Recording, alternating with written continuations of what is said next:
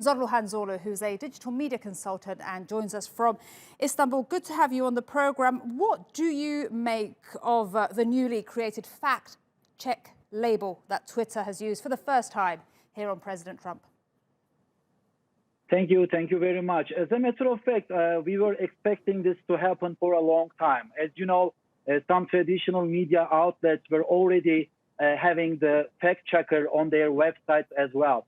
So this was a much expected move from social media companies as well, because the rise of social media as a source of news blurred the lines even further between the news and opinion. And there's a lot of people who are getting their news from social media. As a matter of fact, more than half of the people is getting their news right now from social media. And more so than Twitter is a very popular platform in terms of people getting their news and following politics. So when it comes to this decision, there's a couple of questions that we need to ask. For instance, who is going to decide what is misleading or not? Is this decision going to be based on the Twitter algorithm, or is Twitter planning a sort of like a Supreme Court to make this decision to kind of like lead their users into fact-checking? As you know, that Facebook has started such a thing. Mark Zuckerberg has declared that he's sort of like founding a Supreme Court, like a platform, an independent platform to check the news and the content and on Facebook and to make those decisions. This is certainly a very interesting decision. It's an interesting decision and an interesting time. Why has it taken so long for Twitter to do this? I think it's becoming like a more and more kind of like question by a lot of users, and we have seen a lot of events on Twitter and Facebook lately. I mean, these are not new, but it's becoming more often and more often that there is some disinformation and there is some news spreading so fast on Twitter, and then a week later we are learning that it's not the truth.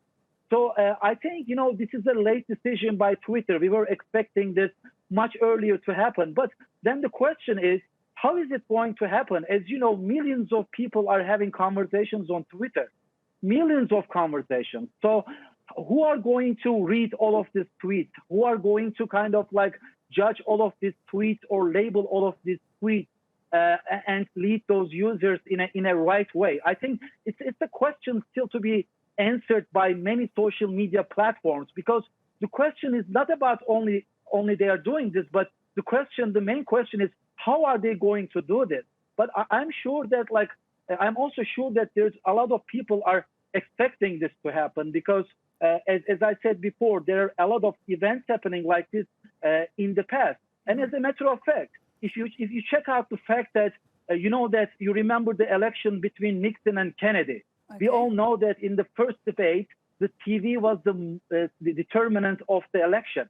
Right now in 2020, I believe that social media is going to be the determinant of the outcome of the election.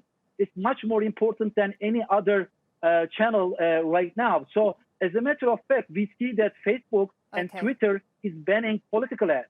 So that means that they want to kind of like stay free. They want to kind of like avoid the political conversations as much as we're running out of time, I'm afraid. Zorluhan Zorlu, you brought up many interesting points, and I am a big fan of Twitter. Thank you so much for your time here on the News Hour.